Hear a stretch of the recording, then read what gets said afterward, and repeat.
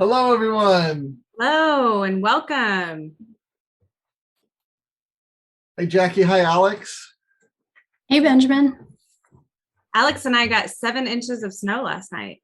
Yeah, quite a bit. That's for sure. It's still snowing.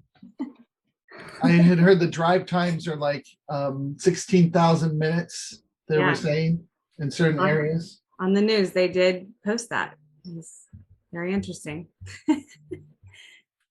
Okay, so we have a bunch of people dropping in, so we're going to give it a second. So the number keeps on going up. I wish this was like my Bitcoin, but it's not. I'm the wrong way. But awesome. Those of you joining us, Alex and I are in the Midwest, and we were talking about how much snow we got last night. If you'd like to join that conversation, you can post in the chat and let us know about your weather. This seems to be a common Zoom intro. People talk about their weather and where they're at. And my thermostat went out, so now I have to get a new thermostat, and Nice. so I have to keep the house above 60. So it's. But where you are, that's opening windows for you. That's right, right. If I had the window open, I wouldn't be as cold as where you have it right now. I'd love to be in San Diego. That'd be nice.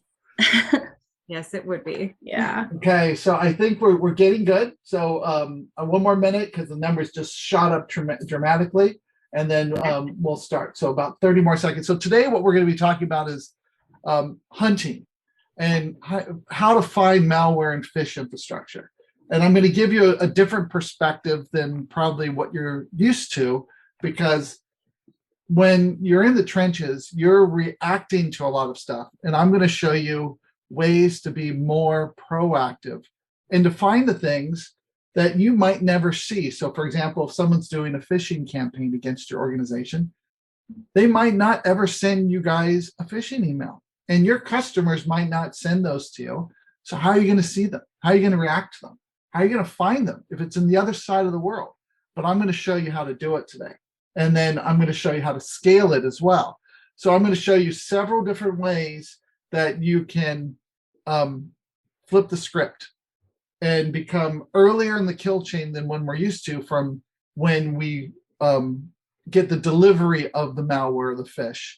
I'm going to show you that there's probably 4 or 5 places earlier in the kill chain where you can make an impact to help your organization. And before we get started, Benjamin, for everybody joining, this is very interactive. It's live. We would love for you to post in chat. I'll be going off camera and just kind of answering that stuff for a little while. And then also Q&A if you'd like to be more anonymous. And you can also just post things directly to the hosts and panelists as well, and not have to post to everyone. So we welcome your questions. Stop us if we're going too fast. We will be sharing links and things that we'd like for you to log into and click on. So let's get started, Benjamin. Who are you? Okay, who am I? Okay, so I'm Benjamin Powell. I'm the Senior Product Marketing Manager here at Microsoft. Before that, I was Technical Marketing Director at RiskIQ. So I've had a lot of experience in the trenches. So a lot of the use cases that I'll come up with are what you would probably see every day. So I've worked in state government. I worked for the Port of San Diego. They also were responsible for the San Diego International Airport. I worked in biotech, financial services, manufacturing, software development, and then also creating tools. So I did, one of the first SIMs out in the market. I was there for about 8 years, did file encryption, and then went over to RiskIQ. So we're going to have some fun today, but just remember, I love spear phishing. So it doesn't mean that I'm going to send you bad emails. I go in the ocean and I catch fish. So we're going to have some fun. I'm going to show you how to help your organization. The things that you're going to learn today, you can go back, and this is going to be hands-on. And all the scripts that I do with Jupyter Notebook are going to be available. We're going to put them online that you can download them. So you're going to have those. So all the Python fans out there, you're going to have a great time with these. And one of the scripts was actually something that Alex created about a year ago. And that's how this whole thing started. My journey into these Jupyter Notebooks and Python scripts is from what she had started. Okay. So Jackie, take it over. I'm Jackie Kelly. I have 2 years in cybersecurity, 17 years in marketing. I worked for a couple of well-known names, Kansas City Chiefs and Coca-Cola.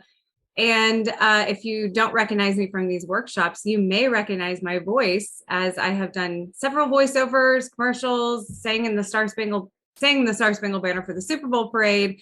And I am the voice of the RiskIQ marketing videos. That's never going to change if I have anything to say about it. So, well, it could. But I want to introduce Alex.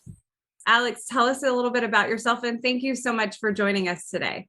Yeah, thanks so much, Jackie. So my name's Alex Rowland. I'm a program manager here at Microsoft. I rest in our customer experience team, part of the security, compliance, and identity management organization. And basically my role is responsible for kind of being the bridge between our product and engineering folks, so that any feedback that we get from private previews or public previews just aligns with any new features that we end up releasing. So just making sure that our solutions are customer centric. Prior, when I was at RiskIQ, before the acquisition, I was a threat intelligence architect. So just making sure that any use cases our customers are trying to achieve can work, with other integrations as well, outside of just our innate platform capabilities. And prior to joining RiskIQ a couple of years back, I worked at Cerner in town as an integration architect. So in my early years, by the time I was 3 years old, I actually, just for some fun facts, had traveled pretty extensively because my dad worked overseas for Schlumberger. So I've been in 5 out of 7 continents growing up. So came to Wisconsin when I was 3 years old, but that's a little bit about me. Awesome. Welcome. And it's really nice to have you here, because some of the things that we do as threat investigators needs innovation. And the thing that you did innovated, a lot of the things that we're going to be talking about today. So I want to thank you, because a new, fresh perspective and hearing from people in the field really makes a difference. So, yes, absolutely. And we want to thank you guys for being here. So one of our attendees today will receive a $100 American Express gift card. And that will happen towards the end of the presentation. So you got to stay on to receive that gift card. Okay. And we're going to kick off some poll questions. Jackie, you want to start? Yeah, so here's where the interaction begins. Get your fingers ready to type. Our first poll question is, have you attended a workshop before? So click yes or no.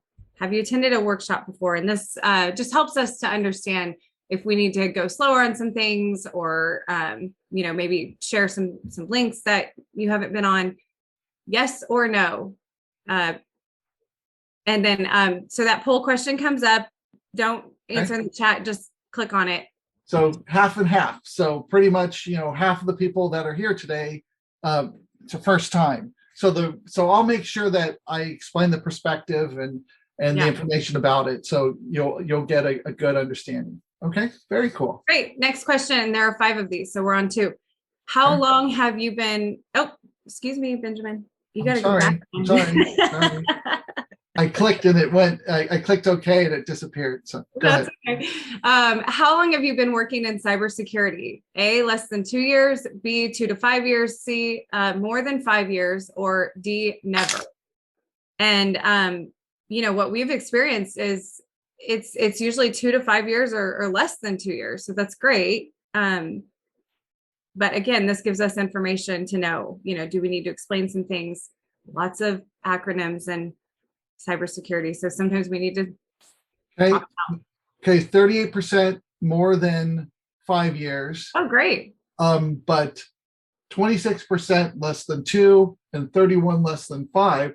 So more than 50%, it's less than 5 years, and 5% it's never. So, okay. Great.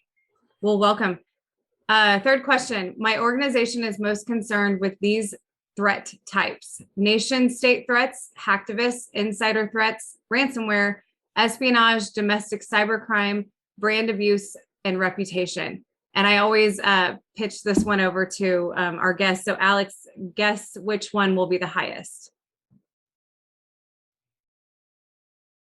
Sorry, Jackie, can you repeat that? Okay, so if you have a nation state, hacktivists, insider threats, ransomware, espionage, domestic cybercrime, brand abuse, reputation, which one do you think will be the highest ranked one? Ransomware. Okay.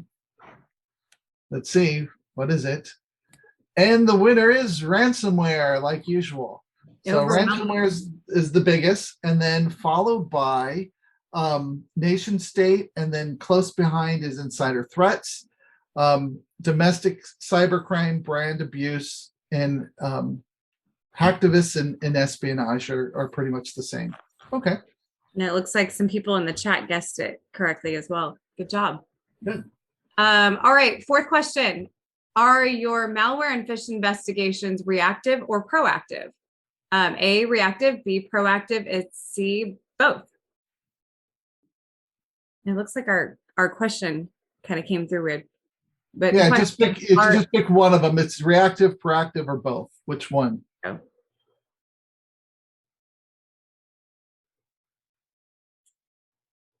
Oh. Both, and then reactive is the top, and then proactive 9%. Okay, very cool. Good to know. And then Benjamin, the very last question.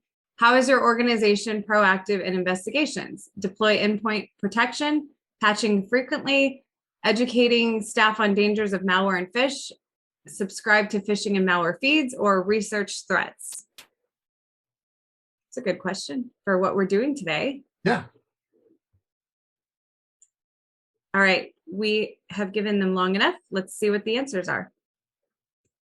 So deploying endpoint protection is the top one, followed by educating staff on the dangers of malware and phish, and then research, patching, and subscribing to malware and phish feeds.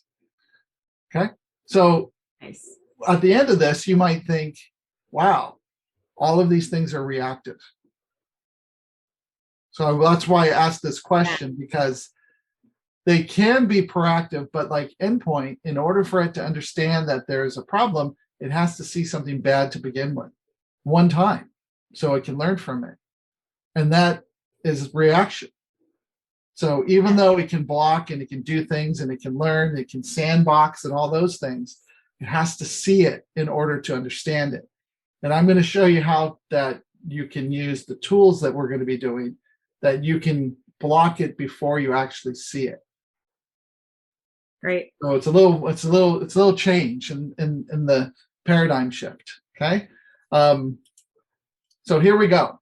So today what we're going to do is we're going to do some investigations into malware and phish. So recently there was an article published, and it's in our threat intel portal, talking about discount UGG shoes. And because it's so cold, I thought that would be a great one to go with. And it's dropping malware from a Palestinian threat group. And so Proofpoint talked about it. We found some additional indicators, and we have that in our threat intel portal. We're going to go through that, and we're going to look at the infrastructure around it. Inside of RiskIQ Illuminate, inside of VirusTotal, and inside of other products. We'll look at URL Scan.io as well to see screenshots. So we're going to look at combinations of different ways to understand the complete picture of the malware and how it interacts. And for some people, you probably have never seen the interactive map that we're going to see and look at. So it'll be a way for you to get a new perspective from just looking at indicators. Then the other one was, I wanted to pick a very popular organization that's constantly being phished, like Microsoft. So this is like PayPal. So you're always getting, oh, your PayPal account needs to be updated, or please verify that your account is still there, and those types of emails. So we're going to go through and we're going to investigate PayPal and determine where, what we can do to find these attacks and do them in a proactive fashion earlier in the kill chain. Instead of receiving the mail, unpacking it, figuring out what's happening, how it's linking, what it's doing, and then determining that there's something wrong. So 2 workshops ago, I talked about a Phish kit that was targeting, many different organizations. It was Microsoft, Adobe, Google, and I think even PayPal. So we'll talk about Phish kits as well and show all those types of things. Any questions coming in, Jackie? More comments. Alex is doing a great job fielding a lot of these questions. There is a comment about, there's a lot of questions about regarding, well, we'll get to it later. Okay. Yeah. Please, when the questions is at the right time, please speak up. And if we need to, unmute mics from people and let's get them talking. Great. So, Jackie, do you want to take these or you want me to go? Yeah, go ahead. I'm going to answer some questions. So I know we've got a couple of slides before we get into it. So folks, just be prepared with your computers. Benjamin's going to go through a couple of things and then we'll get ready. We'll get into it. Yeah. So this can be very short. So RiskIQ, the threat intelligence solutions can look at your external attack surface. We scan the entire internet. We know how everything's interconnected. We create an internet intelligence graph of everything, and we're able to show you your piece of the world, your third parties, and even the threat actors, their infrastructure, what they're looking at, what they're using. But we're going to focus today inside of the threat intelligence piece to show you that aspect and how you can become proactive in your hunting out there. Okay. So when you think about how the challenges in real life, you need to have visibility. Everything's moving to the cloud.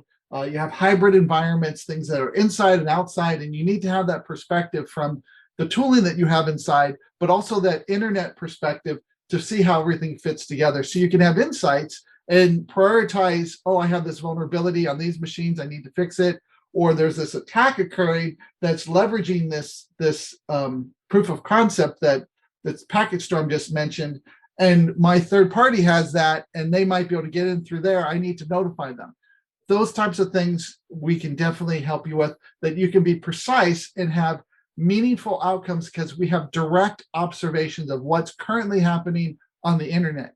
And then you can scale that by understanding, for example, everywhere in the world Cobalt Strike is being hosted, that if you blocked all that, then you proactively prevent those toolings from interacting with your environment through your endpoint protection, your firewalls, your data leak prevention products, all those types of things. So you can scale your defenses, okay? So there's 2 sides of the coin. Your external attack surface management and the threat intelligence side. And those 2 things together, if we know what belongs to you, then we're able to take that threat intelligence that might have been published and say, this is important to you and your organization because it's talking about a domain, an IP address that's part of your organization or that you interact with, or it's part of your supply chain. So we're able to give these insights to say these criminals are using these things, be aware, but you have to really be aware because they're targeting your industry, they're targeting the systems that you have, the applications. So then you can understand where that malicious infrastructure is, how to protect yourself. And this is all based on real observations. It's not just the TTPs and the nice to haves and say, you should be thinking about these things. No, these are factual things that we're seeing that we're able to tell you about. So when you think about the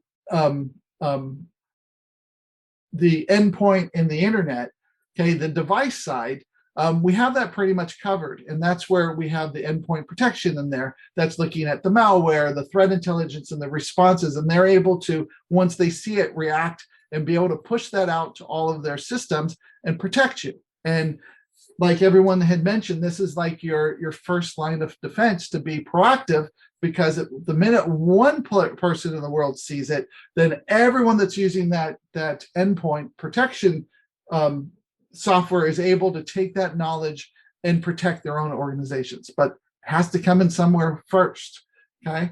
The other side is the digital side, and this is where we're focusing, everything outside the firewall. So with that, we look at the internet in general. We are able to look at the attack surfaces of everybody and understand those relationships, what's coming in and out of everybody. We graph those relationships and all those threat indicators. And then we're able then to push that out to you to say, this is what you need to worry about. Take that information, put it in your endpoint protection, and protect yourself. Okay. So that's kind of what we're going to talk about today. The good thing, I love this next slide. This is one of my favorites in your whole deck. yeah. And so when you think about this, the way that we're able to do this is that we all play on the same battlefield, and attackers can't avoid using the internet because that's where they're doing their crimes. So if we're monitoring and we understand what's happening, we're doing the signal intelligence, this gathering of all the little pieces, then we can piece it all together and understand what happened. And that infrastructure chain that gets created to know about that threat actor and like who they're targeting, how they're targeting them, and what they're doing. So just from having an initial connection on the internet, you have to have an IP address. You're using a NetBlock, an ASN, and there's an ISP involved. So there's some information that is gleaned just from you going on the internet. So if you ever seen those true crime dramas or cyber security movies, they might say, we need a brand new air gap machine that's never touched the internet. Because if it has, it's probably been fingerprinted and one of the big providers knows some information about it. So this is where if a machine's on the internet, there's some information that somebody can find that they can trace it back. When you create an email, just from you doing that, you're going to have to use an email provider. There'd be a subject. You have the message body, the headers, there's timestamps, there's all that information.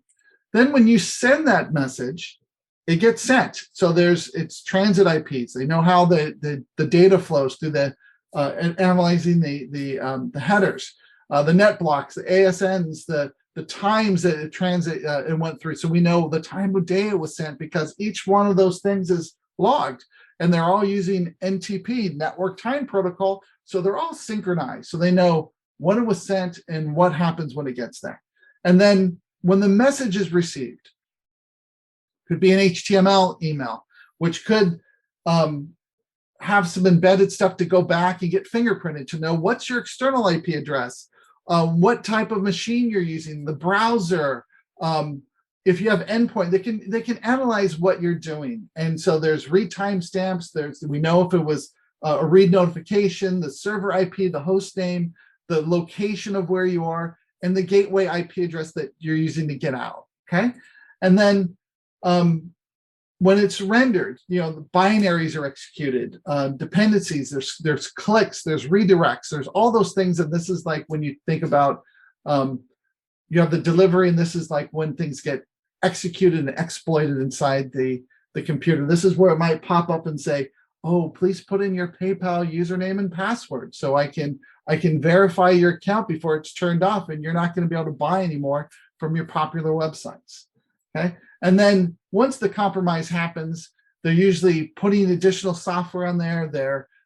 They're moving laterally. They're trying to go out and do things externally, send data out, and there's TTPs involved with that. So the tactics, techniques, and procedures that different threat actors might be using. But that's the full chain of what happens.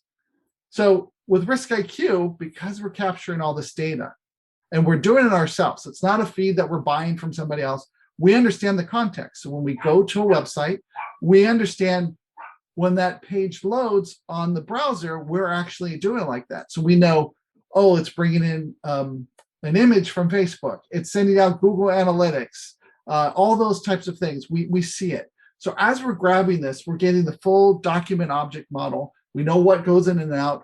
Oh, there's a certificate. Grab all the information about the certificate. The DNS, the banners. We also pull in all the mobile apps and crack them open and understand how those work. The ports that we see open, the banners, the services, the passive DNS, the WHOIS records, social media, the malware we see, the IoT.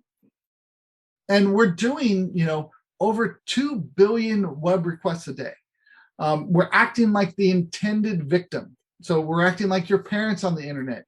We're going out to all the different websites, all the IP4 open internet. We are doing it from multiple perspectives.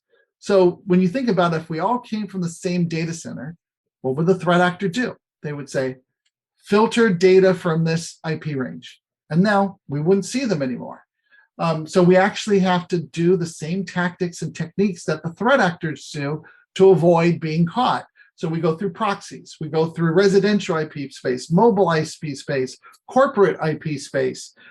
We act like every device, every browser, so then we can see what happens. And you'll notice that in the malware exercise that we're going to talk about, that sometimes you don't see anything bad because the threat actor has determined if you're from a certain geographic location, only detonate the malware. Otherwise, send you off to a legitimate site. So if you're doing these investigations, you need to make sure that you're not only going through the normal way that you would do an investigation, but from different proxies around the world, from different device perspectives to really understand what's happening, okay?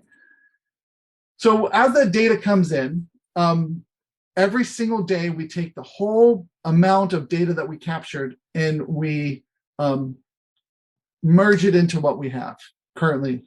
And we have over 7 petabytes of data, I think we're up to, that we've collected over the last 11 years. But that gives us a unique perspective that no one else in the industry has.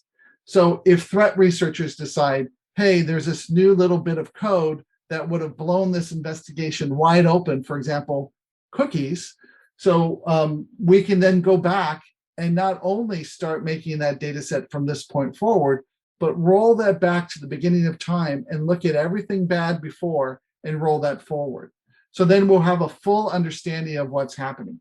So as that comes in, we capture all the data, we understand what's happening, and we're going to use that information and give you the context to understand fully of what's happening with every single website around the world, what's going in, what's going out, and what we observed. If we didn't observe something, it will be empty. But if we did observe something, you'll see those relationships. And that's why I'm not just staying in one solution, I'm showing different views of data from different providers. And so we're using VirusTotal, URL Scan.io, some of the data we have in the back end that we can personally see, but you can't see as the end user because it's not in the interface that you have access to. So I'm trying to show you a way to come up and find the solution to the problems that you have. So with that, if you start off with a single piece of malware, for example, we can tell you, oh, that malware was seen on this IP and that IP had this cert. That cert was also associated with this domain and these IPs, and that IP had different domains and different certs and different trackers, and we built out what we call the infrastructure chain, all the pieces that are connected together. And if you take that information, you can then block those things or investigate those things internally to see, did anybody else communicate to them? Or did any of those things communicate in? And understand the full extent of the attack that's happening. And that's what we're going to be showing to that together. We're going to be showing. Now, because we're now part of Microsoft, we have that inside perspective and the outside perspective. And we're going to make sure that when we start showing these things and doing things, we're able to show you how you can take the information that you see in RiskIQ and apply it internally.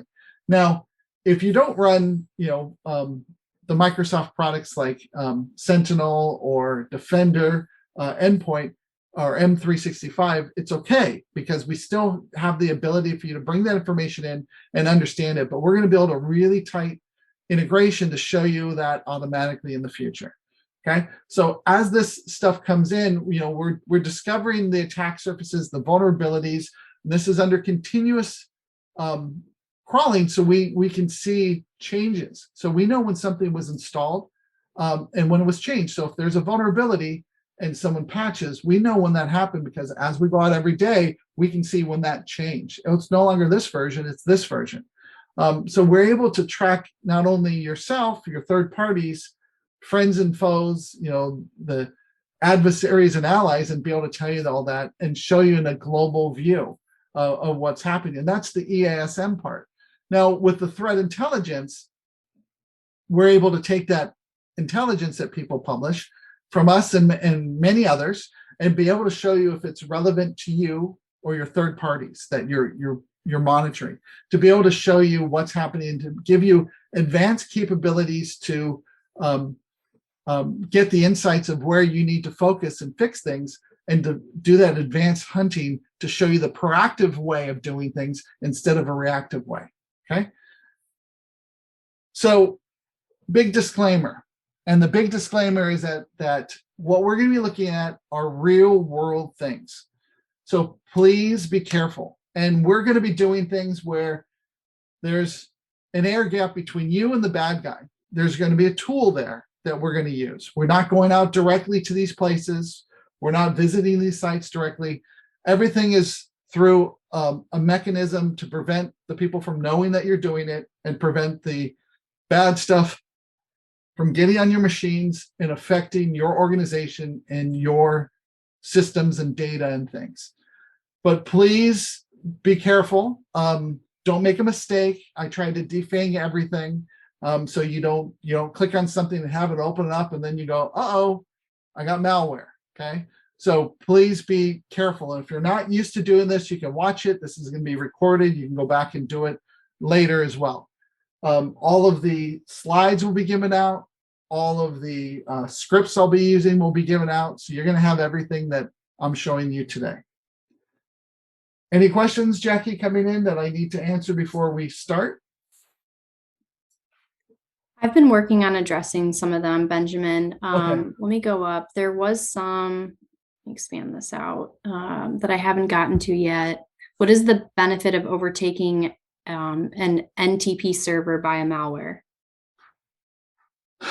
Well, NTP is the network time protocol. So if you're trying to look up things or be able to understand what's happening, having everything synchronized to network time means that your investigation is going to be a lot easier. You can see it. So if you break NTP, it could break like authentication. So if your authentication's off, your time, it might not be able to work. So there are some things that threat actors might do to try to break those types of things to prevent the normal things from occurring that are based upon, a good time source.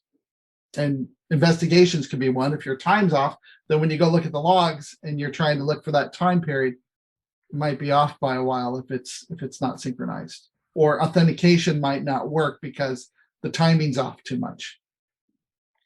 Yeah, for sure.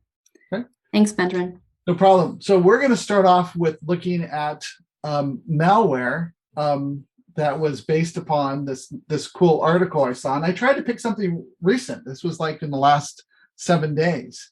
UGG boots for sale. And I know in the Midwest, you probably want some UGG boots right now because it's so cold. You got a couple inches of snow. So it's going to be perfect. So I want to show 2 slides and then 2 or 3 slides, and then I'm going to give you the credentials. And then we're going to get into the different browser apps that we're going to see and go through it. Okay. And my machine is clicking, but while you're going through these next couple of slides, we'll share the links with you guys so you can start getting logged in. Okay. Alex, maybe you can help me with that. So this is a traditional slide that you see, and this is one that Microsoft had just recently put out talking about ransomware. So when you think about this, look where it's starting. It's starting at delivery. Okay. It's not looking at earlier in the kill chain. It's saying, hey, when I get it, when it's delivered, that's where they take off. This is from what I own and control. This is from the inside perspective. Okay. And then what we're going to be focusing on is looking at this, but also looking at the outside perspective. Okay. Earlier in the kill chain. And if I can be earlier in the kill chain, my cost is down and the impact is less to my organization. So for example, if somebody gets malware inside, I have to do a cleanup. I have to do an investigation. Did anybody else see it? Was it sent? Is there any remnants? Did they laterally move anywhere? So all of these things that are listed here, the delivery, the execution, the defense evasion, the persistent recon, initiate to the command and control, credential access lateral movement, credential access, and then the impact to the organization. All of those things are from the reactive standpoint, okay? And I want to change your focus to say you should spend some time on the more proactive and to stop the effects early in the kill chain. during the recon, the setup, and the weaponization phase. Okay, and sometimes during the discussion and the planning, and that's something that you'll see in the deep and dark web. There might be chatter to say, hey, are there any implants in these organizations? Oh, I got these passwords that are from this organization that I've dumped. So those are all ways that you can start to look proactively and say, oh, I need to like change everyone's passwords. We need to verify that the credentials on the systems maybe are changed, because if the admin's credential was compromised, maybe they have access to the machine and they could get into the system. So you have to look and understand what's happening. But we're going to focus on the recon, the setup, and the weaponization area to say, if I can focus time there and I can prevent it there and notice that something's happening there with malware or phish, then I can help the organization before it even gets in. And that's what we're going to do. Okay. So RiskIQ, the information that we have is all external. The internal thing is from your endpoints like Defender and Sentinel and your SIMs. That's all mostly focused on the inside part, things that you own and control. Okay. So we're gonna change that. So during a ransomware, a phish, a business email compromise, or malware, they might have discussions to say, hey, does anybody have anything in here? I want to go after this type of machine or application or this industry or this particular organization. They might buy domains, and those domains might be Typosquatting, where it has your name in their domain name. They might park it, but that's not illegal at that point until they start putting your logo on there or your images on there. And now you can do, maybe a takedown to say, hey, this is domain infringement. I want to stop it. It might go email capable. So now that park domain now has an MX record because you can tell from the DNS. It might be ready to send the email. So you can look during those phases and say, okay, there's a Typosquatted domain, but doesn't have my logos or icons on there or fave icons. Oh, now it does. I'm going to do the takedown. Oh, it's email capable. Those are all things that you can do to prevent it from getting in. But once something happens and you take it down, it's like whack-a-mole. And once it's down, doesn't mean it's going to stay down for a while. It might go to a different IP or a different domain. So we need to be able to track this to be able to say, hey, did this come back? Is it now a new infrastructure? Or that domain is not being used, but it's on the same IP and it's a new domain.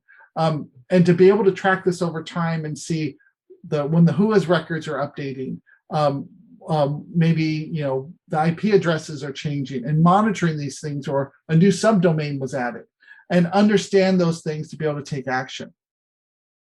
So when we're looking at the MITRE attack surface, we're going to be focusing on the reconnaissance, the resource development, and the initial access piece. That's where we're going to focus and spend as much time as we're in there to find the threat actor earlier in these areas to stop them. Okay, so these are the credentials. I don't know if they were dropped in. Were they dropped in for everyone? Yes. Okay, and community.riskiq.com. That's right. Okay, so the tools that we're going to be using today are going to be RiskIQ Illuminate, URL Scan.io, and VirusTotal. So inside of VirusTotal, I have an account in there that I'm going to show you. It's a free account, but you're limited on the number of things you can do with the free account. So I recorded creating the map in there, and I'll play that because if I click on too many things, I exceed my quota for the day, and then it won't work. So I wanted to make sure that I was able to show you what I did in the investigation to do it. Now for the URL Scan.io, I'm using this to understand some redirects of what happens when it actually executes, and to see a picture of how the website looked like. So if it's a Typosquatted domain with PayPal in it, I want to know if there's a PayPal login in there to see if they're phishing it. So that's why we're going to use that. Okay. So we're going to open up and go to this first one, which is investigating UGG boots for sale. Okay, and this is one where Proofpoint talked about where it's targeting Middle East governments and looking to plant software in there so they can steal information or control them or understand what's happening. So we're going to go through this. I'm going to show you inside of the platform, but I'm going to bring up this one image to show you what happens. So in the Proofpoint article, they talked about, hey, a phishing email gets sent. And with that, there are some embedded stuff in there that will do geofence URLs, and it checks your IP address to say, hey, where are you? Where's your machine? What IP address do you have on the outside world? And if you match what they're looking for, so for example, if I'm targeting a specific organization or government, I can look to see, hey, I should expect to see an IP range in this area, this range, or this ASN, and only triggering and do the detonation or the bad thing. In this case, it's going to be a RAR fire will come down. Then if not, send you off to the real site so you don't even know that anything's wrong. And you might forward that on to somebody else because you read it, you go, hey, this is great, you should take a look at it. And then that person meets the criteria for the malware, and then it executes. And then the Nimble Mamba malware gets installed, okay? So let's go through on the initial query, okay? So let me stop sharing my screen, and I'm gonna bring over my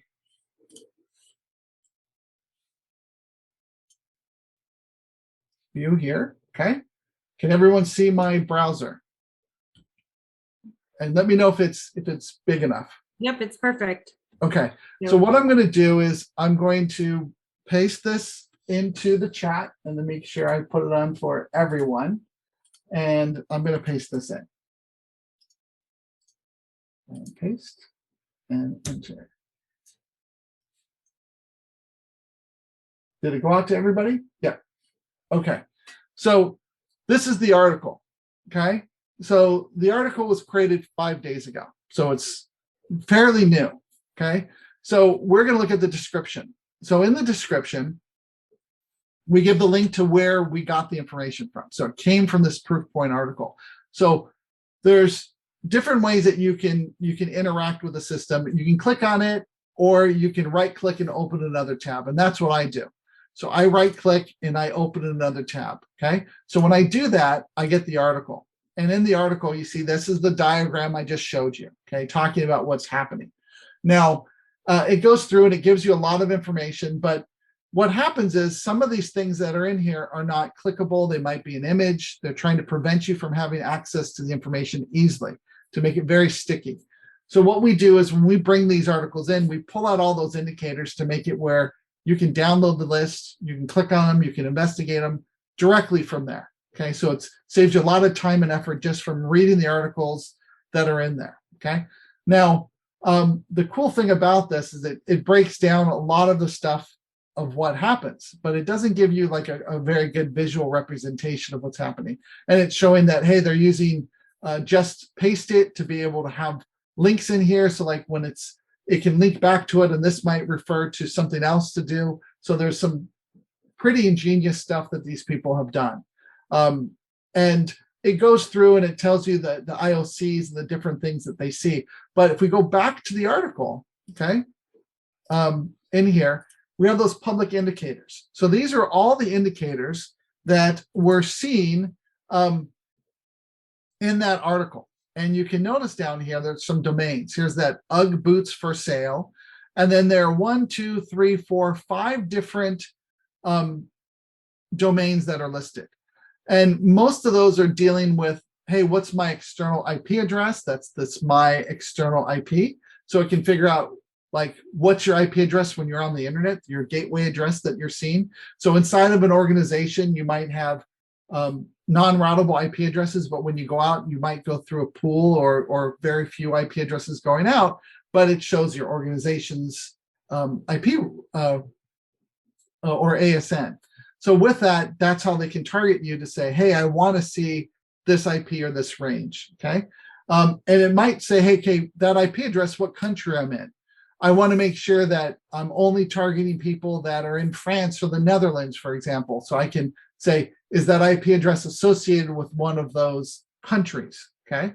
So there's different ways of looking at it, and that's what they're doing, okay? So what we're going to do is we're going to look at the RiskIQ indicators now. So the RiskIQ indicators are additional indicators that our threat researchers found that are related to this article or this threat actor in this particular case. And you can notice here that there are 11 more SHA-256 hashes, 11 more MD5 hashes, and one additional URL that links to a piece of malware, okay, an executable, okay, in there. So we're going to go through, and we're going to by the time we get done, you're going to know where that came from, and you're going to know how it relates to that malware, okay? Because right now there's no relationship. You don't see that map, but when we're done, you're going to understand that and have a full, complete picture of it. So what we're going to do is we're going to go back to the public indicators, and we're going to show more down below, and you're going to see this UGG boots for sale. And we're going to right click and open that up in another tab, okay? So when we do that, it will look like this, okay? Does everybody see the same information? Okay. So now that I have this information, I'll quickly explain what you see on the screen for the people that are new here. So the first thing we do is we give you a reputation score. And the reputation score is based upon IPs or domains, and it's dynamic. So a year from now, if you go back here and the site is legitimate, it won't say it's malicious, okay? But we give you the risk score and we tell you how that score is created. So it's like when you think about the credit score, they might say, your credit is this, but we can tell you specifically why your credit is good or bad. And we tell you, based upon this score, hey, this domain was mentioned in this article. It's also associated with an ASN, a group of IPs that is more likely to be malicious. The name server has a lot of malicious stuff on it. And the registrar that's being used is probably a free registrar or one that's very cheap that a lot of threat actors use. So based upon those things, it has a score. So think of it as using a Let's Encrypt certificate or a free certificate authority on itself isn't bad. But if I have a free certificate authority, it's a typo-squatted domain. I have very little infrastructure set up. Those are all red flags. And when I get enough of those red flags, it will then give me the notion that this is probably bad, okay? So it tells me it's suspicious and then it's bad. And that's kind of what this is. And there's a ranking from 0 to 100 if it's good, it's neutral, it's suspicious, it's malicious, okay? And we break it down. Yeah. Benjamin, some people are asking if you can maybe blow this up a little bit because they can't. Of course, please. Yeah, please let me know. Amen. Yeah, there you go. Okay, so this is really big. You can't see much, but we'll do it now. So the next thing is analyst insights. So these are the things that when we talk to analysts, just like what Alex had mentioned, and going, what are the things that you do to understand if something's good or bad? And so we might look to say, hey, has it been blocked? Is there have you detected phishing? Was there a new subdomain on here? Is the domain less than 30 days old? All of these types of things will either be gray or they'll be red or blue, okay? And so these insights will come in, okay? Now the heat map is telling me, it's showing me a visual representation of 6 months worth of time and what happened. So you can see down below on this data map is showing me everything for the lifetime that we've seen this domain. And you can see the gray area means that this is during times where there was no activity. We didn't see anything there. So it was online, it was offline, online, offline. You can see that there's these gaps in service. And you can see that right here. Now, the little tiny triangle in the corner tells me something new was observed on that day. There was a new IP that was added, okay? The curves on the bottom and the curves on the top means the end of the month or the beginning of the month. So as threat investigators, we generally aren't told when something's happening right now. It's after the fact. And if there's a lot of data, I might need to filter this. So we give you the ability to come in and say, show me everything on this one day. And if I click on it, it shows me that. If I hold the shift key down and I pick another range of time, I can now filter it to show me that range of dates, okay? If I want to go back in time, I can go all the way to a different time period. And when I click on it, it will refresh and show me that period of time. So I have that data, okay? Now, if I want to go back, I can either just refresh my browser or go to the very end and click. I like just to refresh the browser. Puts me back to the latest data and I'm ready to go, okay? There's a legend over here. And if you notice this legend, it says, hold on one second. I'm just going to minimize this to bring it up, okay? The legend has green, routable and non-routable IP addresses on the internet. And people are thinking, no.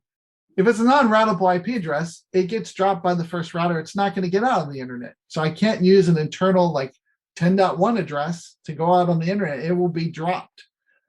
And you're right, but we do see them. And you're thinking, well, how do you see them? The way that we see them is through the name servers.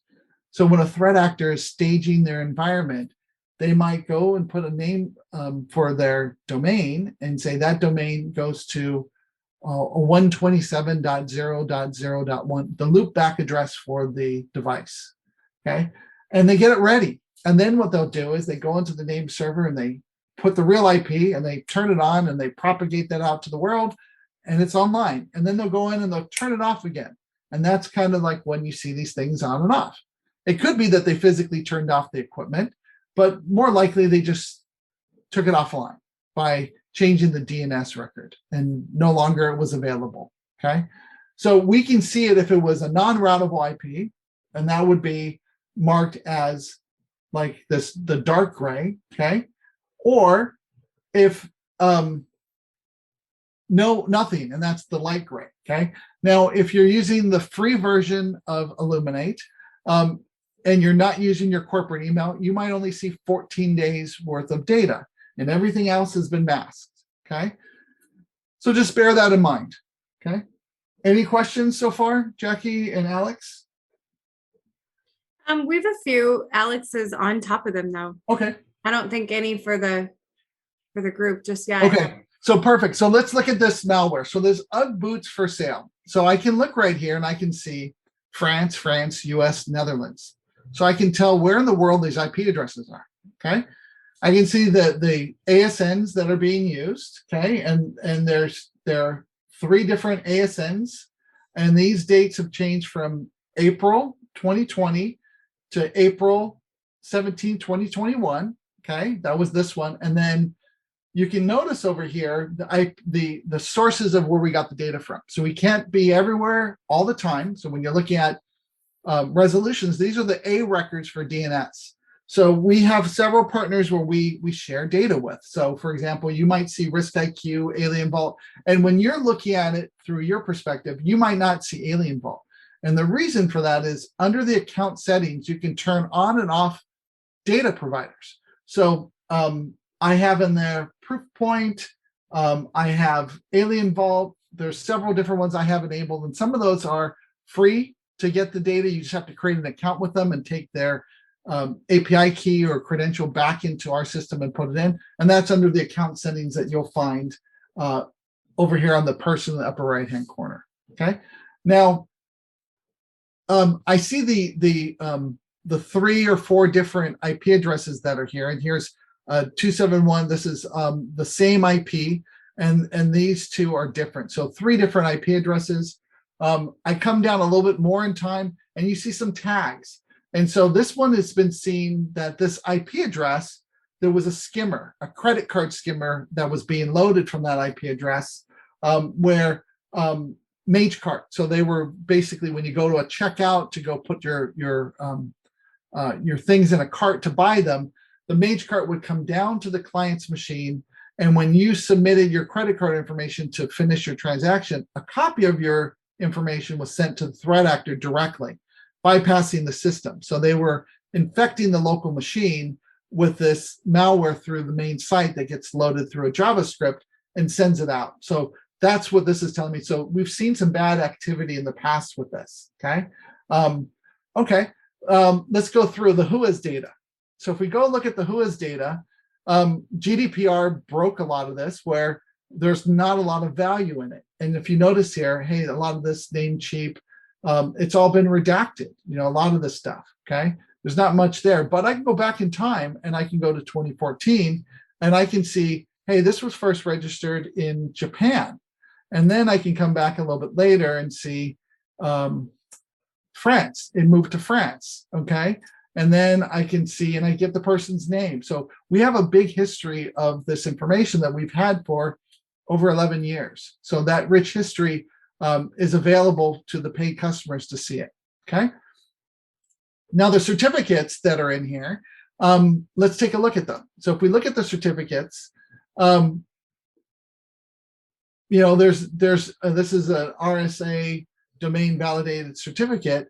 I can look at these over time and see, oh, they had a free certificate. This was back in the 20th. So this was issued February 20th of last year, okay? I forgot what year it was just for a second. So a year ago. But then they went to a real certificate, a paid certificate. But you notice that, hey, that certificate was there, but there was no IP address seen on it. But now there's an IP address associated with this particular certificate. Okay, 8 subdomains. So if we take a look at the subdomains, you have mail, NS1s, these are probably name servers. You have a dub, and one without. So one thing that threat investigators fail to do sometimes is that the infrastructure associated with each of these subdomains might be completely different. And if it's a legitimate site, if a threat actor gets in and creates a subdomain, they might link out to bad infrastructure, but you might be advertising through your DNS server that bad infrastructure. So you should really, as part of your investigation, look at every single one of the subdomains and look at them and verify that it's pointing to the same infrastructure or something different, or maybe something bad if it's a good site, okay? There's no trackers, so we're not seeing any Google Analytic codes, clicky IDs, things like that. There are 9 components loaded. Out of those components, there's only a few, so it's using Apache, Ubuntu, PHP, and back in 2019, it was IIS. So you have the first and last scene. So we can look at this and say, over time, they were using Microsoft, now they're using Apache. And now they're using Linux, they're using Ubuntu. So it gives me some information about what's happening. And even the version of Apache that they're using, okay? There are 3 host pairs. So this is like when we visited, what was happening. So when we visited the site, it went from this UGG boots for sale, it redirected to this discount UGG boots. So you go, oh, okay. So we saw a redirect to another discount UGG boot seller, okay? Roblox, okay? So that's going, that's a little strange, but that's okay. And then there's 11 articles or open source intelligence things that were written. We have that proof point article, Twitter, and different ones over time, okay? And this is the RiskIQ article. So this is part of TA 402. Proofpoint wrote about it. This is Nimble Mamba, Mallrats, Brittle Brush. They're all associated with the same group, okay? 2 hashes, okay? So there's 2 hashes that Proofpoint has talked about, okay? Now, if I click on these, this is going to take me to log into Proofpoint, and I don't have a Proofpoint account, so we're not going to go down that avenue. Now, there's 63 DNS records, okay? The start of authorities, name servers, mail servers. So this gives me the information that I can understand how this is set up and what's happening. So I can go look at these. So this is everything other than the A records. The A records are on the resolution side, okay? And there's 2 cookies that we've seen here associated with this, okay? So not much information. So now what I want to do is I want to try to understand, because of that geofencing and IP related stuff, how do I determine what happened here? Okay, so if we go out to URL scan IO, so I'm going to open up another tab to the right and URL scan IO. Okay, so here I am. Okay, I'm going to click on search. Okay, because I want to see what happened in the past, because things change, it might be offline. So I'm going to look to see if I have any history on anybody else submitting to URL scan IO. So I'm going to take that domain that we investigated. Okay, so I'm just going to copy this. Okay, and I'm going to go to URL scan IO, and I'm under search, and I'm going to paste this in. Now that I paste this in, I get 3 hits. Okay, so I get one from 8 days ago, 9 days ago, and 6 months ago. So if we right click and open that up in another tab, okay, the first one we see, I get a screenshot where, hey, not found. So it gives me the Apache, and it says, there's nothing here. I don't see anything. It's like turned off. The website is gone. Okay. If I look at the redirects, there's no redirects. Nothing happened. Okay. It's not working. Okay. And it shows me very little information. Okay. So if I go back to the previous tab and I look at the second one now, and I'm going to open that one up in another tab. Okay. So now that I open this one up, I notice that there's something different. Okay. So they submitted the one that we're looking for this news 1512021.php. Now, don't do this, but I'm going to show you real quick. So if we go back and we look at that original article, okay, there it is. That was that URL, okay, that was listed in the article, okay? So cool. So now I know that somebody actually submitted this for them to go out and crawl and grab the information. So let's look at it. So when I look at that, it shows me a picture of Cora, which is a legitimate thing. So if we look at the redirects, what happened was it took me to that first one, and then it redirected me to this legitimate page. Okay, so this one sounds like I wasn't in the right geolocation for it to send me that information. Okay, so it didn't trigger the bad stuff. It forwarded me on. So I have no idea of what happened. Okay, so let's go back and look at the next one. So when I look at this one now, and I look at the redirects, something different happened this time.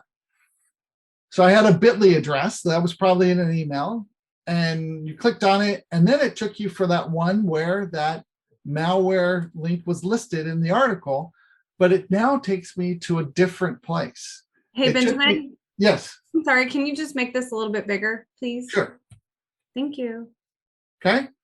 So it goes down this path of showing this thing now is going to something different than was there before. So this might have been because of geofencing, and the place where they looked from actually made it trigger and show that data. Okay. So let's go back and look at the summary. And now I get this water rights article for the Jordan Basin. Okay.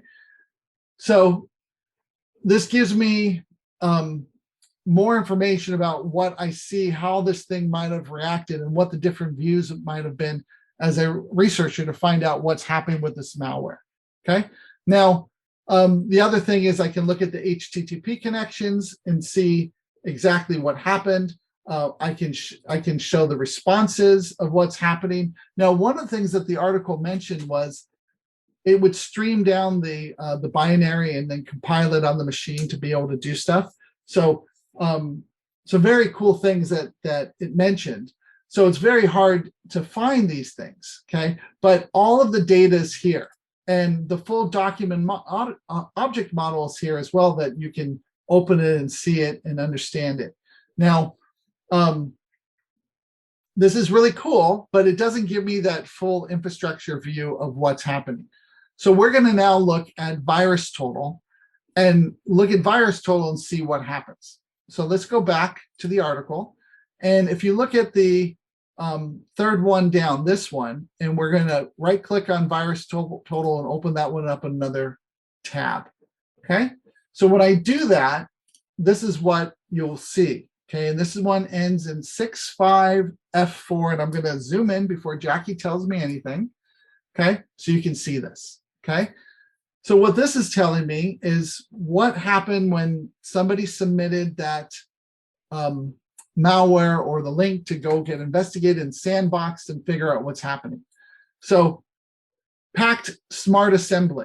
So that means that, hey, it was detects executables packed with smart assembly. So it downloads and compiles it and then executes it. So you're not really running an executable, you're downloading this text file that gets compiled, and then it runs in memory. There's nothing on the machine, so it's harder to detect. Okay, so I see that. Okay, sysmom configuration changes, suspicious DNS queries to look up your IP address. Okay, it sees that, and it stops some Windows services. Okay, so here my external IP. It's also checking your external IP address. So these are all the things that were kind of mentioned in that article. And then these are all the different AV providers and what they call that variant of this particular virus with that hash. Okay. Now there's another area in here that most people don't ever see. And I have an account and I've logged in, so this is why I can see it. Okay. So if you go to relationship, you get this nice relationship map. Okay, so what I'm going to do right now is go back to my slides. I'm going to play the little movie I did where I click on this. So if I come in here and I double click on this, it actually starts to build a dynamic map of what we're doing. But I don't want to run out of like pivots in here. So I'm going to run it through the video that I recorded my screen doing this with. So give me 1 second. And I'm going to bring that up.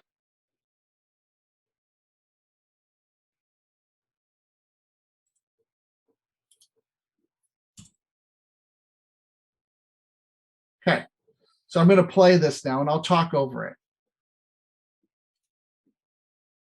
Okay, so when I come into the map, I double click on the exe, and now that's my root thing. That's where the hash came from. That's where it said that file has this hash. So that's how it identified its uniqueness in the world. And as I move around, you'll start seeing different parts show up. Okay, so this one, I'm just going to rearrange the map a little bit, and everything in red means VirusTotal has something, knows something bad about that entity. It's something linked to it. Okay, so that's that first hash that we clicked on. Okay, and now I'm just rearranging this so we can see it a little bit easier, and you can see the countries where it showed that where it was active from, and then that's France right there, and the Netherlands will pop up in a minute. So this is the UGG boots for sale, and when I click on that, it starts showing all of the things that happened with that map. And there's France, and there's the Netherlands there, and the United States. Okay, and there's the UGG boot piece. And when I built this out, it's actually twice as big as what's here. There's some links to some files that are stored like inside of Azure and different places where things are executed from. So they're leveraging a lot of free services that are out there to be able to do these types of attacks. So these are all the other executables that they found that are also associated with this. There's an APK, so there's some sort of Android app also there. Okay, and then so this is IP-API, so that's they can figure out geofencing and where you are. There's the UGG boots for sale. That's the IP-API. Those are all the countries they saw activity coming from that people submitted. And then I'm going to highlight a couple more, and then we're going to end on the last little piece of the second, showing that one executable that was under the RiskIQ area. Okay, and it's coming up right now. So if we take a look, this is where, remember that one file that I said, how did, RiskIQ showed there's a file that the Proofpoint didn't talk about, okay? This is a way that you can find it. We have it in our backend, we saw it, but this is a way for you to visualize it. So this mom-16-202022.exe file, okay? was actually, let me bring up my, okay. So if we go back to that article and we look at the RiskIQ indicators, there it's listed here, okay? So that was a way to visualize all of the relationship with all of those entities to get the full picture. And every time you click on one of those things with a red, it would expand out and show you the full extent of the infrastructure that was being used and all of the IPs and domains. Now, when we looked at that map, okay, there was a couple things that were cool with it, and I'm going to bring up my slides real quick. It shows you the ability to visualize that malware and how it's all related and interconnected. So when you saw all those hashes that were listed, that's what all these things are, okay? These are all those extra things that are out there. So as people are submitting too, this is getting updated. So this is like a living, breathing map of that malware and what's being seen based upon that one indicator that we clicked on. Any questions? Not that I'm seeing. Okay. The different things that you were using, did you have to create accounts for those, or how are those just free to use, or how were you They're able free to use, but I created accounts in there. So like the URL scan.io, you don't need an account, but I have one so I can use the API, for example. They don't let you freely use it unless you have an account. So I have an account for the URL scan.io because I have some workbooks, some Jupyter notebooks that will bring in images, for example. So I have an account there. Okay. The one for VirusTotal, in order for you to be able to see the map and interact with it, you need an account. So it's a free account, but I created it so I can interact with it. And you can probably do one investigation. It's enough to look at one thing. So it's enough. So that's for a day, and then you have to wait for the next day. And so I wanted to show you the way to visualize this, because if you're looking at the infrastructure, yeah, I can read the article, I can see it. But if I want to look and see any other infrastructure associated with it, I could use this to find new infrastructure and then take that back in for my investigation to see, did anybody else talk to these new domains, new IPs, for example, or these new executables that we're seeing. Someone asked, how did you expand the map? So the way that you expand the map, okay, give me a second, I'll go back in. So as you go into this, you have the map in here. And so I went through and I tried to look at all the different ones, and there was one in particular, trying to remember which way I went. I think I went here first. And then as this expanded out, there were new domains and stuff. And you can see how it's like using APIs to figure it out. And then there's some of the UGG boots. So then I expanded out the UGG boots, moved that around, and started to build this map. But as you start clicking on these things and expanding them, you'll see rather quickly that it gets pretty big. And that initial root node where you started from is now dwarfed by all of this other infrastructure associated with it. So that's what I did, was I built this out, looking at these different points to figure out, the full extent of the infrastructure associated with this one hash and this one piece of malware. So that's what I did, and then just move things around, and then you can delete out nodes as well. But that's what I did. Somebody gave you a Jupyter Notebook shout out. They liked that. Cool. Awesome. So, hey, I have to say that I got started with the Jupyter Notebooks after seeing Alex's notebook for the first time. And it sparked my interest, and working with her and Mark Kendrick, that's how I started. Okay. Now, the one thing I wanted to mention is everything that we're doing, you could do today and solve these problems. So just bear that in mind. It's something that's completely doable. So we're going to go on to the next phase real quick. Okay. So I'm doing a time check to make sure I don't run out of time. We're going to start looking at phishing and how you can proactively stop phish before it gets in. Okay. Early in the kill chain. So when you think about Phish, there's 3 different places where you can be more proactive. One is in the domain names, looking for typo-squatted domains. So if I went to a dynamic DNS provider or a free hosting provider, for example, and said, show me every domain that's in there that has PayPal dot whatever that free domain provider is, DNS or hosting provider, that would be great. That gives me a starting point to say, maybe these are being set up to go do something bad against me. Maybe not, but maybe. So that's one avenue. The next one is I can examine the threat infrastructure of the bad guy. And if they're loading up a tool or if they're using a kit, I can see which domains in the world are loading that kit. And then I can say proactively, I can block anybody that's loading that kit. So that's looking at the tooling. And then last one is looking at the organization that's the target. And can I look at the target and see who's attacking them through RiskIQ before it's even live? Or during the setup and the weaponization phase, can I stop it there? And that's what I'm going to show you, okay? So the first thing we're going to do is talk about proactive phishing. And remember that these notebooks that I'm going to give you, when we're done and we put this on YouTube, we're going to have the links to these the zip file that has everything, okay? So you can download it and have it and start using them, okay? And this is a notebook that I got from Alex about a year ago. And this is where, when I looked at this, I went, oh, this is awesome. This is cool. Can't believe it. So thank you, Alex. This is what happened. So what I'm going to do is I'm going to stop sharing my PowerPoint and bring over my Jupyter Notebook, okay? And I'm going to zoom in, and we're going to go through this. So this Jupyter Notebook is going to go back 9,999 days. So I wanted to go back really far.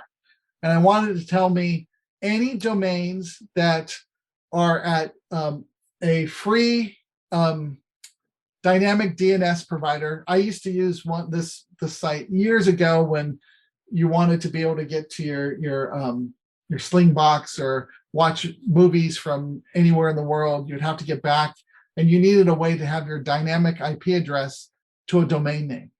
So that was a way that I had done it years ago. So I know the site. And so what I did was I said, show me anything that has PayPal.sites.net. And that's what's here, okay?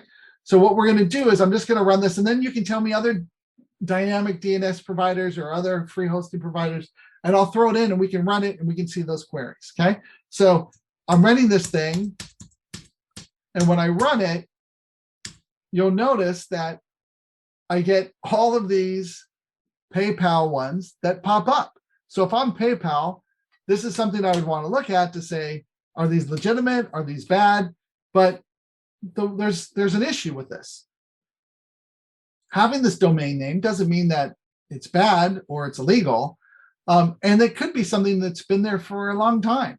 So when you look at a domain provider, you look at the age, it might be, it's been here for 5 years, 10 years. But that subdomain might have activity that hasn't been there that long. So the big thing is to understand not just the domain age, but its life on the internet. Is it live? Is it not live? When did we see it live? Is it the first time we saw it live just within the last 30 days? Or is it still live now because they're coming and going? So these are done sometimes in spear phishing attacks where they use it. Once it's done, they're done and they never use it again. But you can understand that you look at this list, it's pretty big, okay? Here's some other ones that are in here. It's huge. And this just went through, and you saw it within this couple seconds, it was able to do it, okay? And grab this information. So this is when I saw this from Alex, I go, that's really cool. And then, you know, I can go through and tell me if they're good or bad, but because they're all from sites.net, they're all going to have the same type of score saying, hey, the dynamic DNS provider could be suspicious. Unless we saw direct activity on there, we might not see it. So I'm not going to run those particular things, But if there's another dynamic DNS provider you'd like me to put in there, put it in the chat and I'll run this query and we'll see what else comes up. Okay. So I'm just waiting to see if there's another one. Otherwise, I will choose one and we'll do it. Dynamic DNS providers. Let's see. Free dynamic DNS providers. Is there anybody in here that wants to do it? Okay. So if I come in here, did someone put one in? Okay.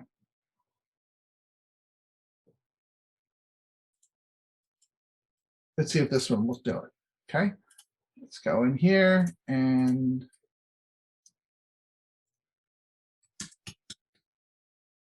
there we go.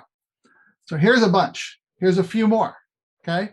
So this is how quickly you can find this data. Okay. So this gives you the capability of understanding duck DNS. Okay.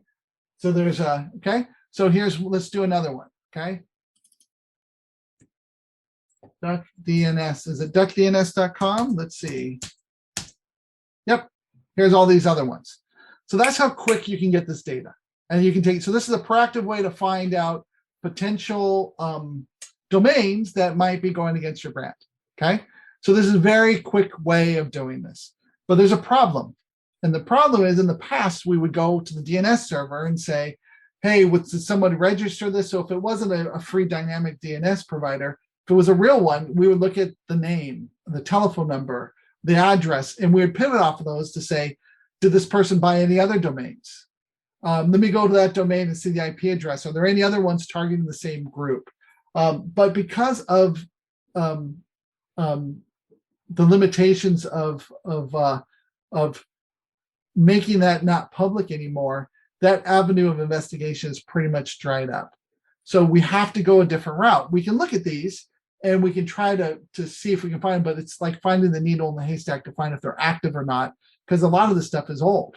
And the rules that we have in place don't prevent these things from coming in because the actual duck DNS has been around more than 30 days. And this is a subdomain, so it's not really being blocked by a lot of those organizations. Okay. Any questions? Oh, there's another one. I'll do one last one and then we'll move on. So this one was dedyn.io.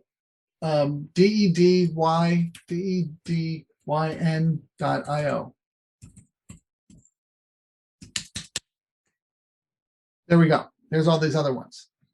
So tons and tons and tons of ones. You can look at these like all of these, how long they are.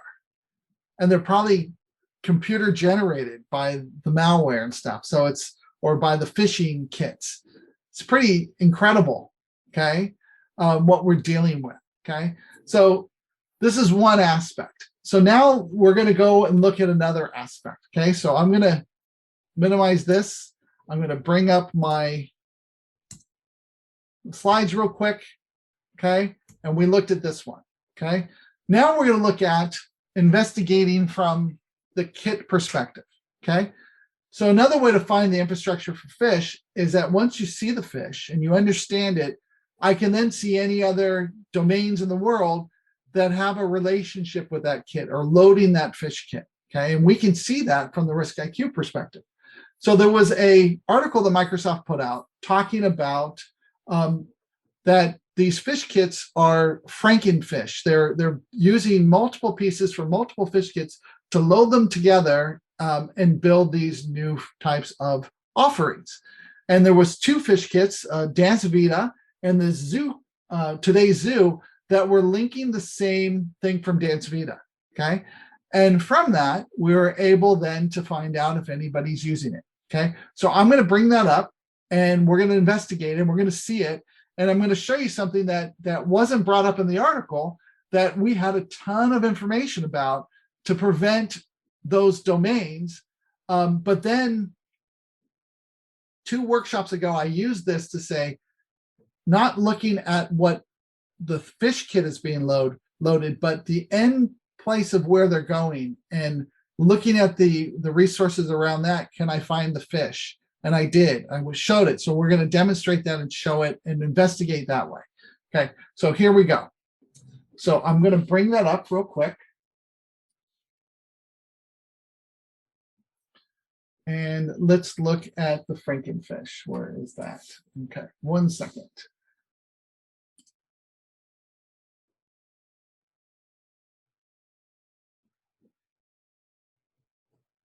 dancevida. Here we go. Here it comes. Okay. And I'll paste these into the chat real quick so you can see it. Okay. So here we go. The chat for everyone. I'm putting these in place. We had an article. Here's the one for Microsoft. And here is the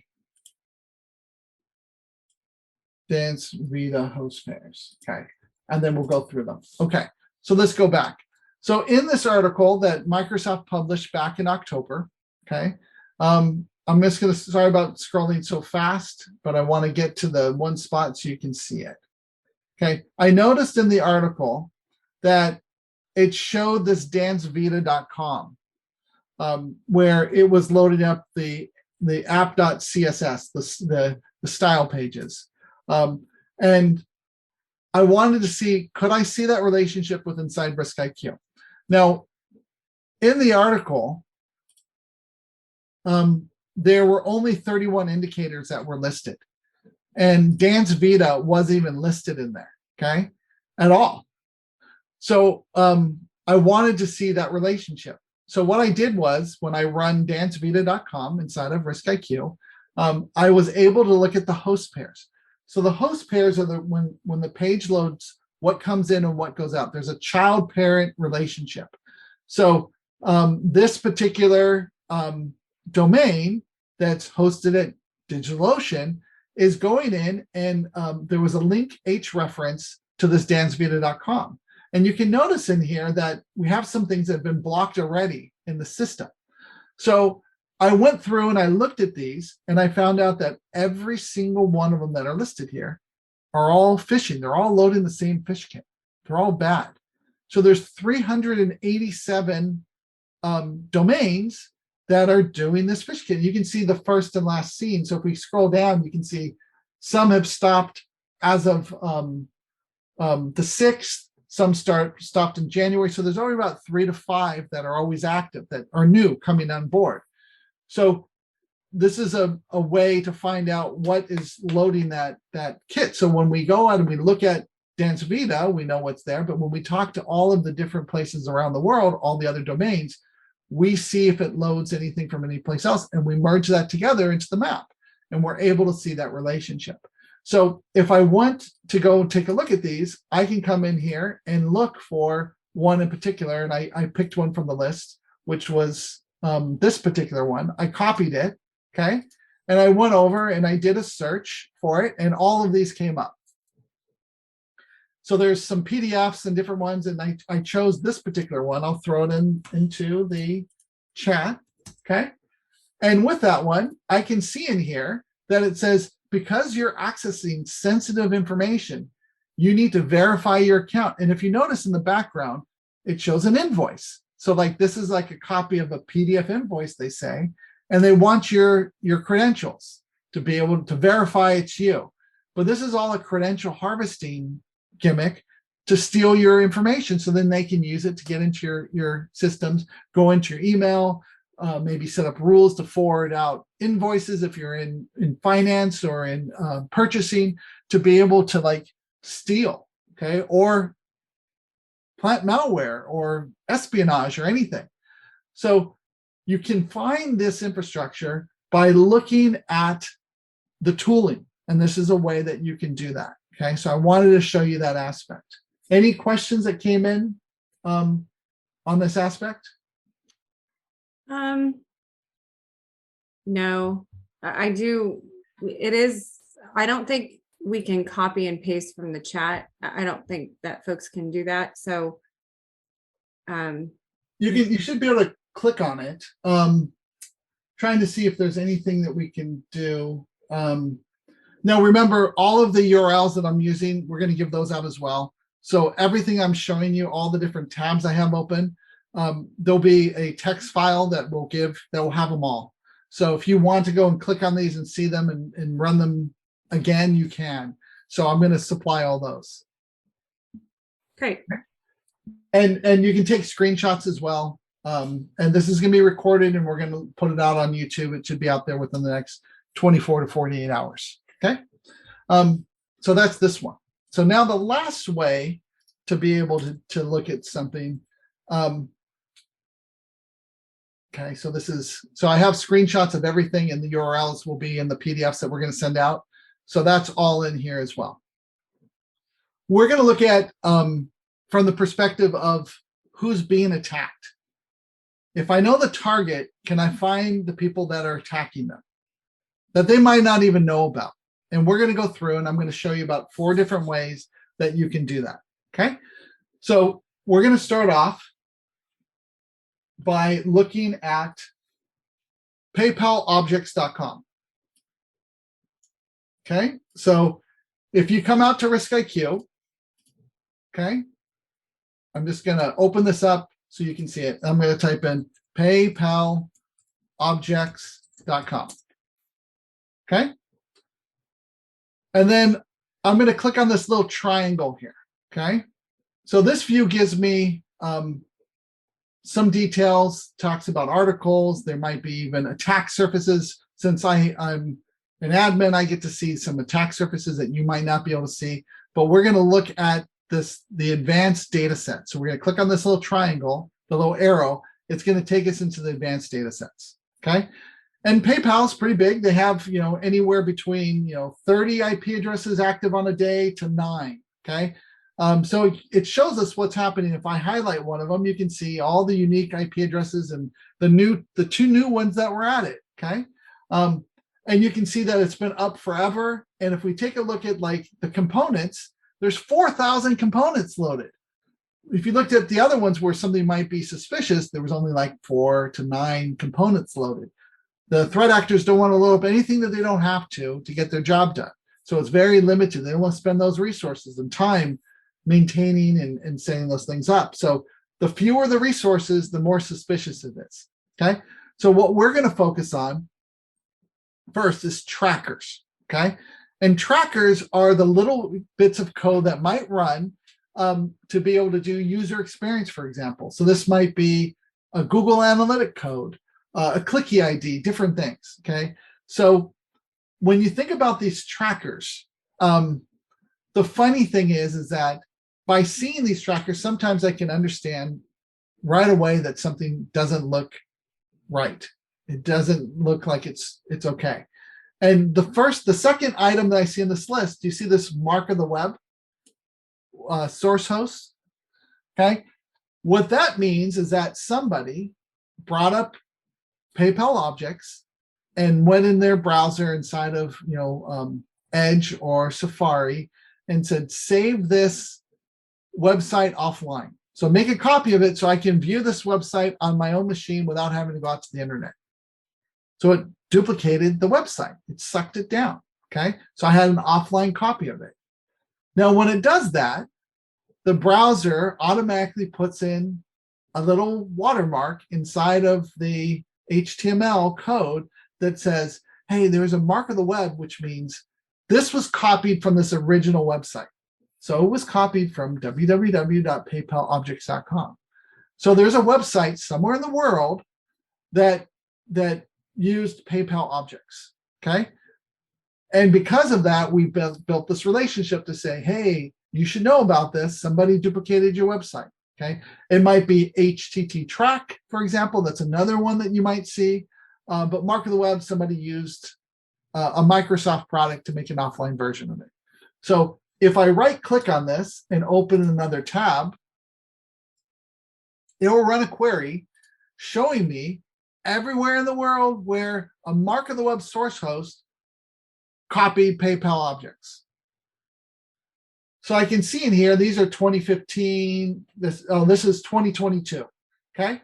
So these are current things that are happening. And if you notice, I can see, hey, this is blocked, it's been Phish, this is, you can start seeing these things right away. So this is one way proactively I can say, they duplicated my website. I need to go after them. It's a copy of my website, okay? And you can start seeing these. So look at this, PayPal invoice USA. So I can copy this one. And if I open up another tab to the right and I do URL scan IO, and I want to see the image, let's see if I can find it. So let's see what it looked like. So if I paste this in, oh, look, 2 months ago. So if I look at it, here it is. Oh, it's been marked as malicious. And here's a picture of it. Or Spanish, English, and France version. So we can equally go after anybody speaking any language. So this is, immediately I found all those. So if we go back, how many are here? I see 112. Okay, that's one proactive way to do it. Okay, so let's go back to the previous tab and we look at trackers. So when somebody duplicates your site, sometimes they duplicate your analytic codes. So your marketing department might see, hey, we have this other website that's getting traffic that we don't own that's using our code. Data's coming into Google saying that there's user interactions with this. But the security people don't have access to it. There's separation of duties. They're not going to give you access to it. But we're monitoring those codes and we see them. So let's look at now a Google analytic code. And if I search on my own analytic code, can I find anything bad? Okay, I'll find my own stuff, but maybe I might find something bad. So let's take a look at this Google analytic code right here. Let's right click, open another tab. Okay, so let's see what we find. So I see 7,000 hosts. It's a lot. If I have to go through and look at each one, hey, it might be okay, it might not be okay. So as I scroll down, I can see, oh, look, here's one that's been blocked. Okay. So this is another avenue of investigation that you can be proactive. Look at your own analytic codes, look at your own trackers and see if any other website in the world is using your trackers. Okay. So this was back April of last year, this happened. There's some other ones in here. And then if you notice, I can see, hey, which ones were involved with phishing. Here's some that were involved in phishing that were blocked already, okay? But each one of these I should look at and understand. And I can use a notebook to automate this and tell me the reputation of them and bring up an image, all those things. And I'm going to show you how you can do that. But I'm going to do that through host pairs, okay? So these are kind of low-hanging fruit, but I can do the same thing here, okay? Any questions on that? So every one of these types of analytic codes I should look at. So this was one that was used back in 2020, but I should still look at it because there could be an old website that someone had done it at that time that maybe I want to do it. So I would go through each one and query those, okay? The next thing that we're going to do is we're going to look at what we call host pairs. So if I told you, hey, you're going to go look at 1 million host pairs, you're going to say, well, we need more people to be able to actively go and look at 1 million host pairs. That's a lot of stuff. I can't do it. And so this is where you can leverage a Jupyter Notebook to make your life a lot easier and to be able to figure out through that dynamic reputation score if something's good or bad. And then if you don't know, because maybe it's so new that no one saw any traffic going to it, no one's seen anything with it, you might want to then look to see if anything's in URL scan IO or virus total to see, do I see any bad things associated with this? I need some more information to come in. Okay, just checking the chat to see if we're, and someone's talking about web archive. That's another way to like look back in time that you can look at these. Now, if you notice that there's some, like frames, that's okay. There's nothing bad about that. But as we start to go through, if we extend this to be 500, I'm going to say make it 500, and let's see I'll have it load, and I'm going to search for one because I already found one that was bad. And then we're going to go through and see what else we can find. Okay, so I have all these things here. Verification dash. Okay, I'll go to the next page.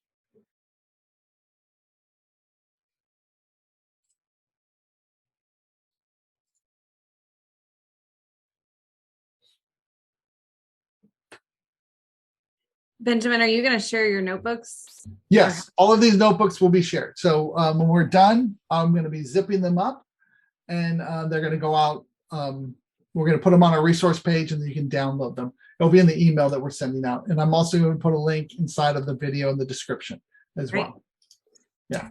Trying to see mobile pay image. So let's filter. Okay. So if you look on the left-hand side, you'll see image.source, script.source, and CSS import.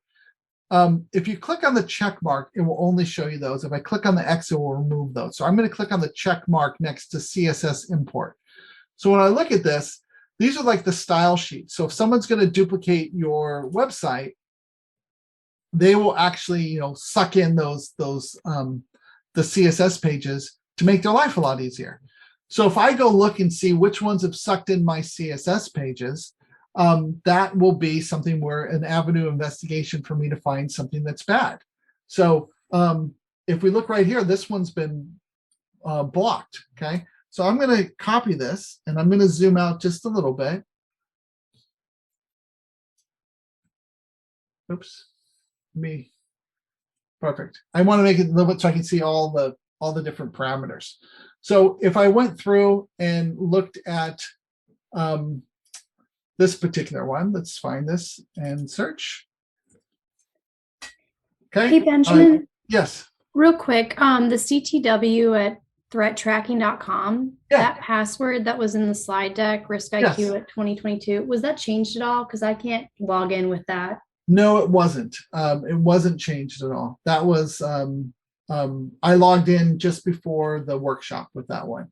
But you can log in with your own account and do these exercises as well. It should work just fine. There's nothing special that we're doing in this workshop. It's working fine for others. Okay, it must just be me then. Okay. Thanks. Okay. So now that we have this, what I want to do is I want to see another way of finding this thing. So if I go back to here, so CSS import, I can look at all these. So I have a total of 105,000, okay, that I can look at, okay? So you can see some have already been blocked. Other ones need to be investigated. They have some in Russia and different places. So if I uncheck CSS import and I look at images, okay? So I'm going to uncheck this. And I'm going to look at image source. So if somebody's pulling my images, they might want to build a page and pull the latest images of what I have on mine, and they're going to link to it. So this is now going to show me everywhere those images are being pulled. And if I take a look at this, I have 485,000. Okay. So some of these are fine. They're PayPal objects or they're part of PayPal, but some of them aren't. So like, for example, there's that one that we just looked at that also pulled images. Okay. So this is another way to look at it, but it's very difficult to go through and manually do this. So let's take a look at a notebook. Okay. So let me bring that up real quick. I have to move this down a little bit. And here we go.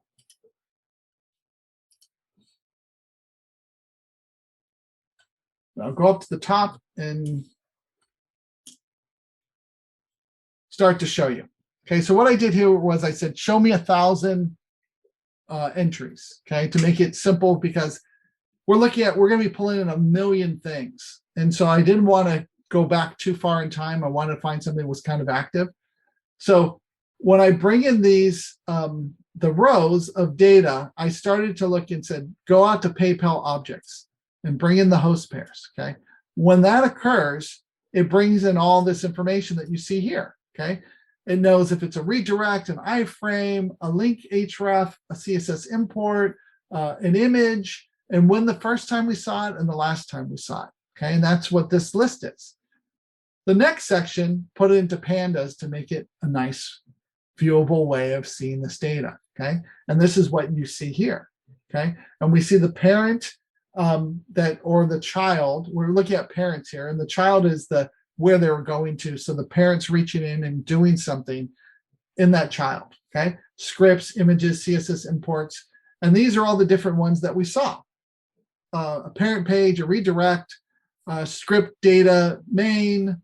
There was a source, a top level redirect, all the things here. And I'm going to focus on, in this particular case, I told it, don't pay attention to anything from paypal.com, Google or Google Analytics, remove that from the list.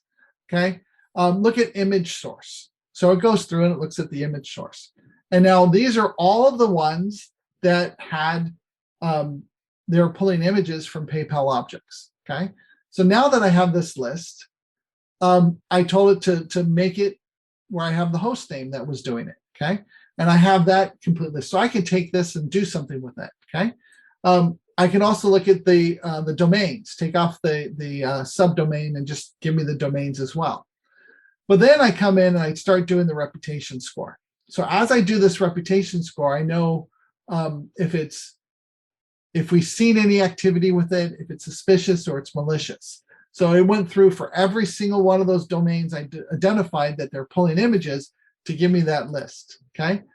And then once I have that list, I can look at the domain. But if you take a look at the domain ages, a lot of these have been around for a long time. So they're going to go under the wire if they're bad, because some of these domains have been around for 7,908 days. So that gate of just saying, look at age doesn't play in this environment. Okay. So then if I come down, I told it to rank it, to say, hey, tell me which ones are malicious. And so if you notice, I start getting all these things in here. And there's one, verification-france.com. I'm going to copy that one. Okay. And there's a score. And so suspicious, malicious, okay, those are ones I would want to go through out of that needle. These are the needles that were found in the haystack to say, now let's go through and look at them. And there's about over 450 that were found. Okay.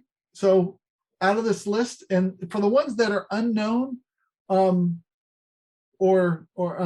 neutral, I would still look at these because they might be so new that there's no activity with them. They might still be set up. So I would still look at those. But that list from 1 million down to 450 is a lot better. So when I look at the score of what we found for that reputation, at the 75th percentile, the score was 39. Okay, so there's going to be some good ones inside there. Okay, so we might not have seen activity there yet. But when I went through and I started looking at some of these, so for example, if I wanted to look at that France one, you'll notice here it's pulling in images, there's scripts, there's iframes that are being run. So they're all linking to PayPal. Okay. Here's another one, agendas2000.com. It's doing the same thing. Gamesweekly.com had a bunch of stuff in here. But the nice thing about this is 2 workshops ago when I was working with Mark Kendrick, I said I would really like to be able to pull these up. So I was bringing up my tab and going to a new tab and going out to URL Scan.io and bringing those in. And he actually wrote some code to bring it in directly. So I can come out here and bring in that verification-france.com, for example. So I can come in here and rerun this. And as I do that, it actually brings up the image inside of my notebook. And this is all stored. So I can automate this process and do it, okay, and see it. But the only problem is that when I did this too fast, I burnt up all of my API access with URL Scan.io. But if you time it and you do like one every 5 seconds, every 10 seconds, it might take some time, but I can have those images here. So I can run this overnight, for example, come in the morning, see it, and have it available. but it gives me the capability of getting the reputation score and also getting the visual representation of what is on that page and have it documented. And if there's multiples, it will show me multiple copies. So it might have been this way one day and next day it's changed. I can see that by running this. And the nice thing about it, it's preserved.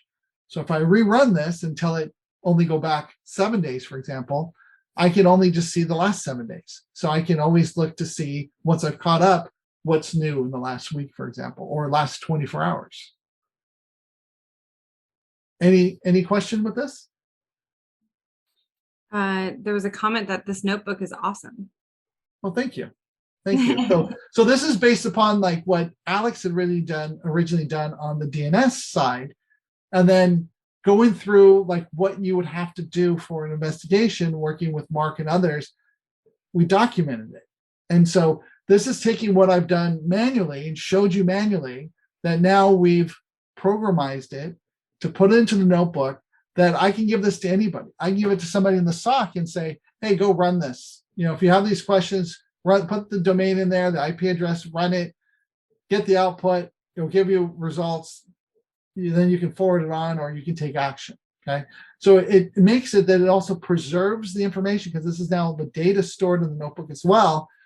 And then you can go back and there's never enough time to go back and do it over time and say, let's go back and review what we did in the past. Is there anything new? I can just rerun the notebook and see if there's anything new.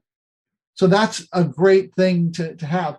And all of these notebooks I'm showing you, I can directly integrate within Sentinel, for example, to say, go take this indicator, go get more information, grab that information, bring it back in, find new detections.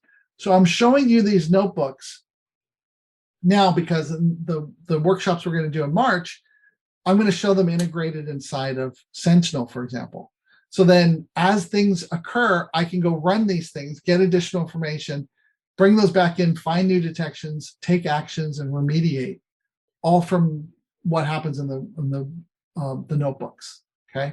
So that's what we're building towards. Now, I can come in here as well and run the same notebooks, looking at the CSS imports, and get similar results or find new results, okay?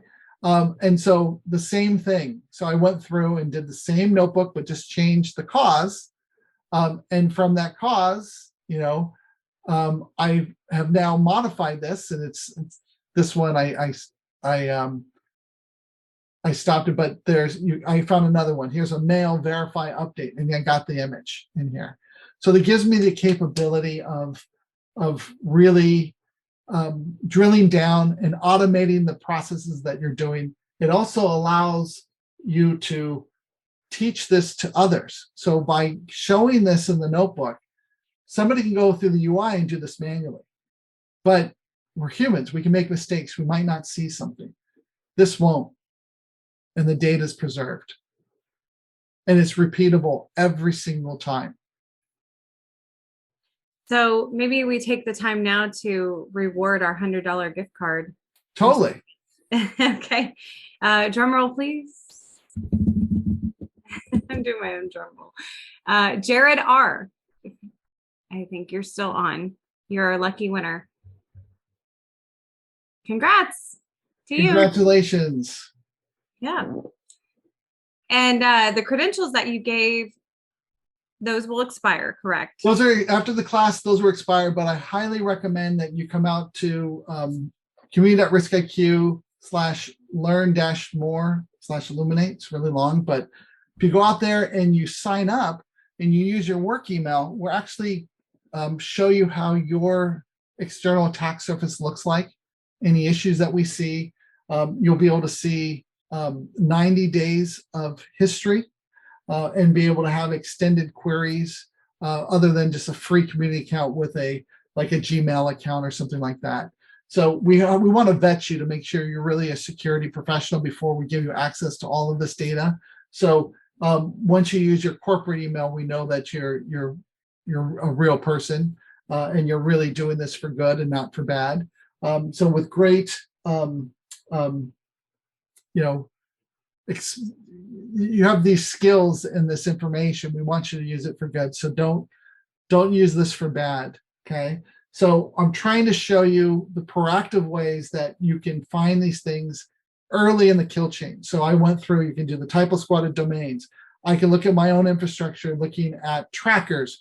I can look at cookies. I didn't go through it, but I can go and look at a cookie out there and find something that somebody is using one of my cookies.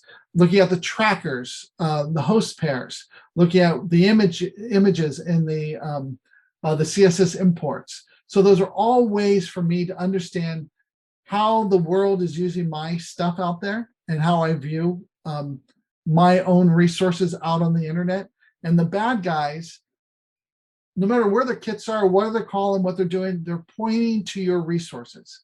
So if you look from the perspective of your own resources and where those are in the world or being used, you'll find those kits and you'll be able to kill them before they're live. And that's why I want to show you these proactive ways of finding these things. So it's not the delivery you're waiting for or somebody to become a victim before you're protected. You can protect yourself before that even happens.